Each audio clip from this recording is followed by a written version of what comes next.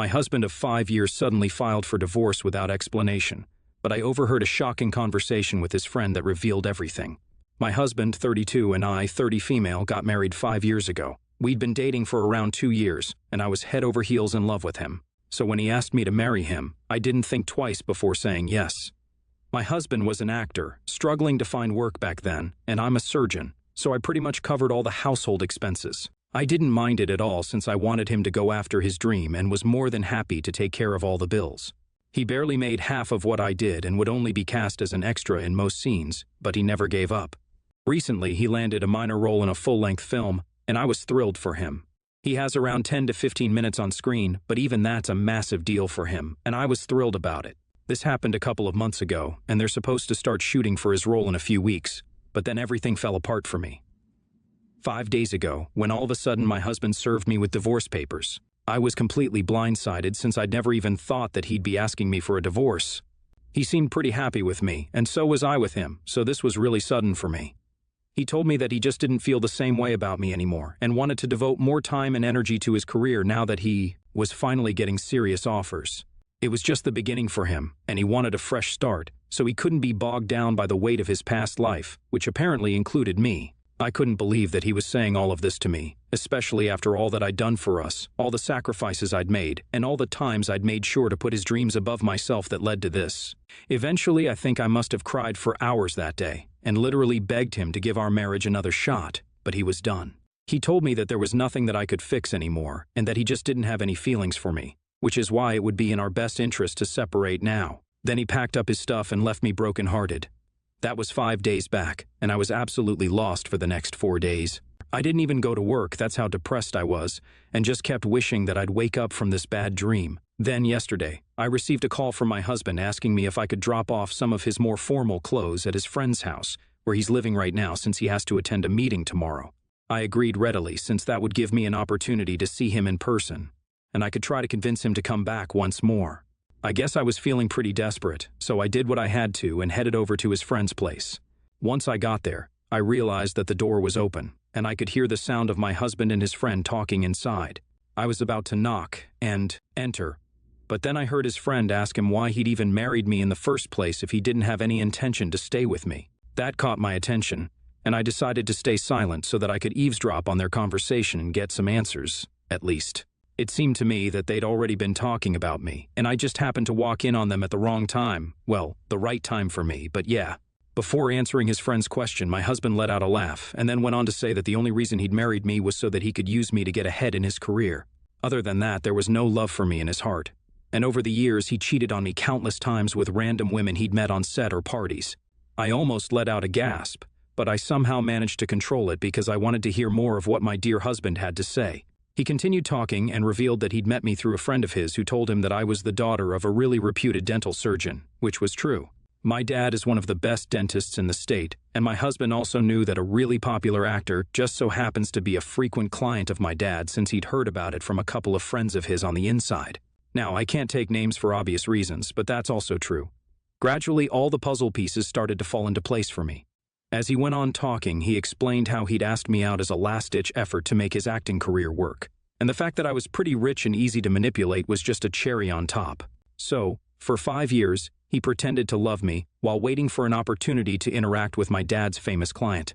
The opportunity finally presented itself at my dad's 50th marriage anniversary party around 5 months ago, when he finally invited a lot of his friends and, of course, his most popular client, who also happened to be a close friend of his. I had no idea how, but my husband had managed to speak to him at the party and even impressed him by turning on the charm and ended up exchanging numbers with him. My dad's client had been there for only half an hour since he was really busy otherwise. But even in that half an hour, my husband had managed to get his number. As much as I detest him now, I have to admit that my husband can be pretty charming when he wants to, so I wasn't surprised that he managed to pull it off.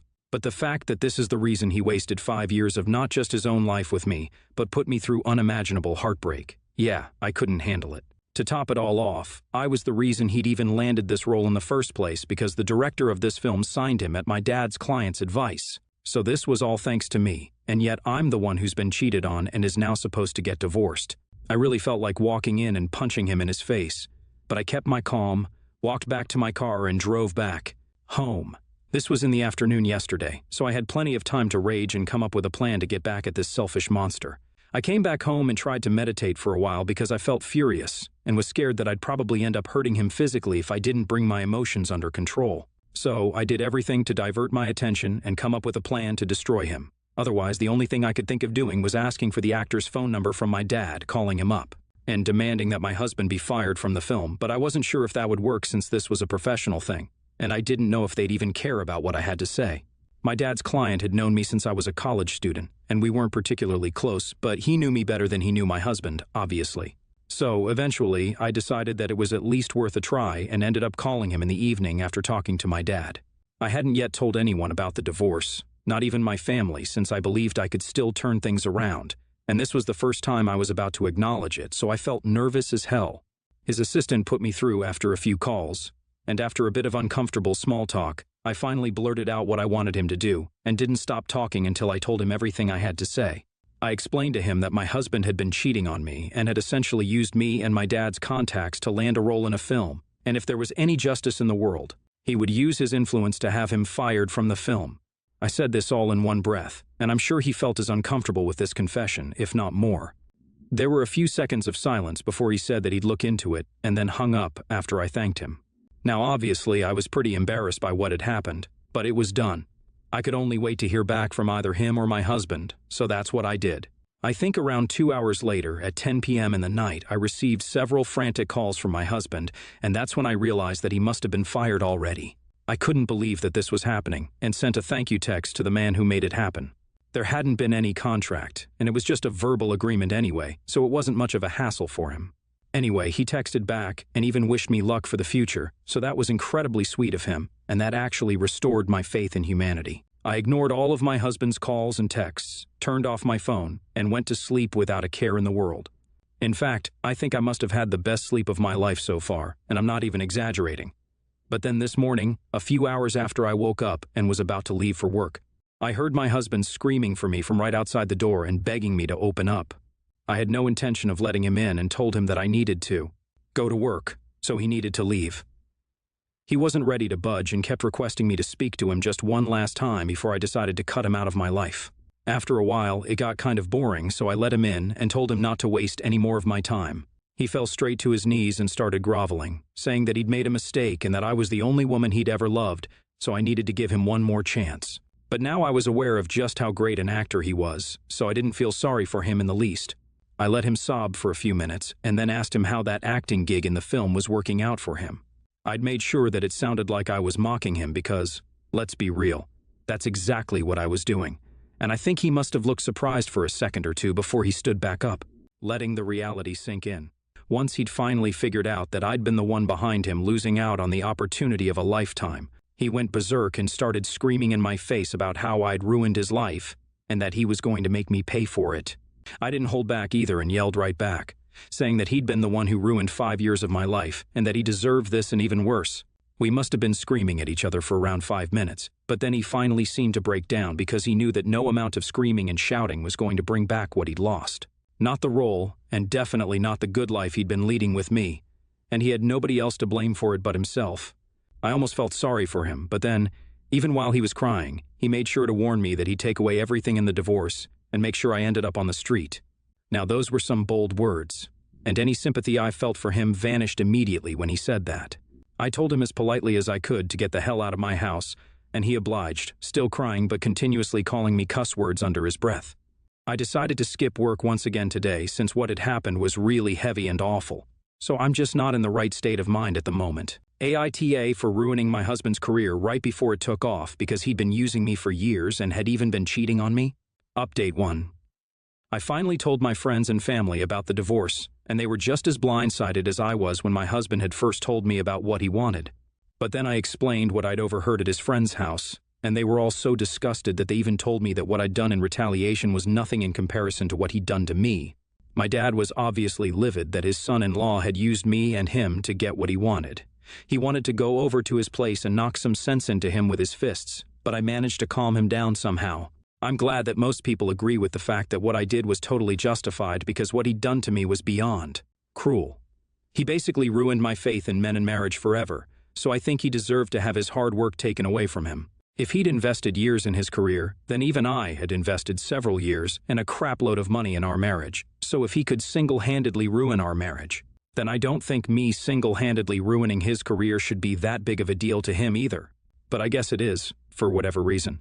He feels that he was robbed of an opportunity because of me and keeps pestering me online to take back what I said and somehow help him get the role back. I keep blocking his accounts, but unfortunately he's desperate enough to keep creating new ones.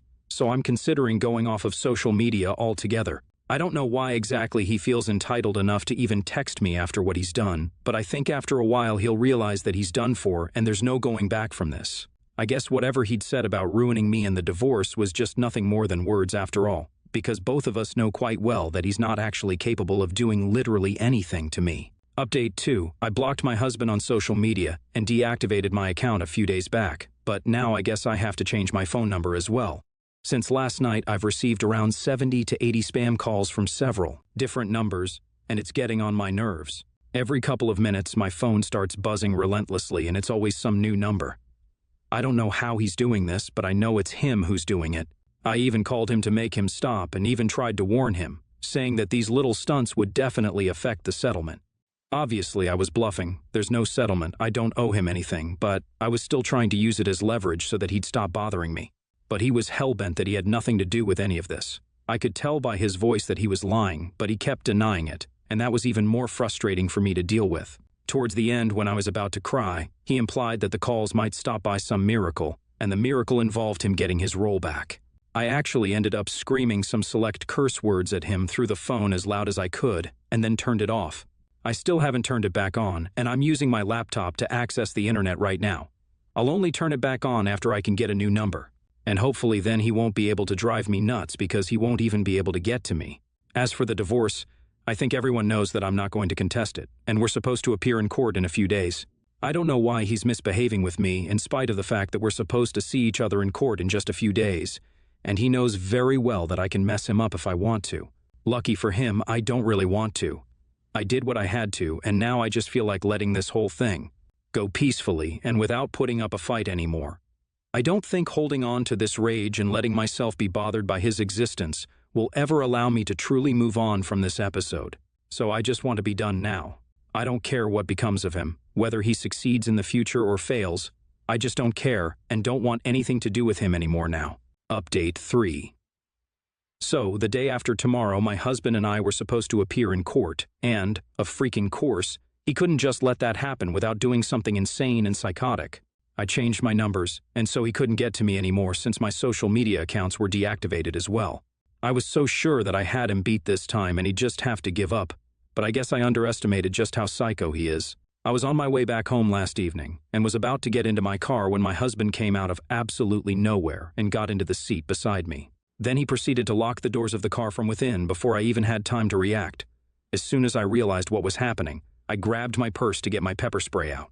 But I was too late since he'd already taken it away from me and tossed my purse to the back seat. I was terrified and was ready to apologize or whatever it was that he wanted me to do. At that moment, he spoke to me really calmly, which scared me even more, and told me that he didn't want much from me. He just wanted me to call my dad's actor client up, take back whatever I told him, and make sure he gets the role. I thought that was easy enough, but my phone was in my purse, so I told him that I needed it to make the call. Now, I'm not stupid, but my husband sure is. As soon as he handed me the purse, I grabbed my pepper spray, and I think I emptied half of it in one go. I could barely see anything because my eyes were watering and stinging so bad, but his condition was even worse than mine, and he was literally spluttering for breath after getting sprayed. I unlocked the doors, pushed him out of the car, and left him coughing on the ground before driving away. I only managed to get out of the parking lot and a few yards away from my workplace before I got out of my car since I was struggling to see anything and definitely couldn't drive back home in that condition. Thankfully, a cab pulled up for me, and the driver seemed to be the helpful kind as well. He realized that there was something really off and offered to drive me to the nearest police station, and I said yes without thinking twice. The next 2 hours were a blur for me, honestly, because I was still really shaken up from what had happened to me back in the parking lot. I knew that my husband was crazy, but this was way more than what I'd bargained for. I could hardly even believe that I'd been happily married to this man for 5 years, and he was the one putting me through this crap now. Thankfully, he was placed under arrest since he hadn't been able to get away from the parking lot because of how bad his condition was. When they brought him in, his face was still red and slightly swollen, and I'm glad that he was in pain. Once I pressed charges against him, I left, but instead of going back home, I headed to my parents' place instead. Honestly, I just didn't feel safe by myself anymore, and haven't been out of the house ever since I came here.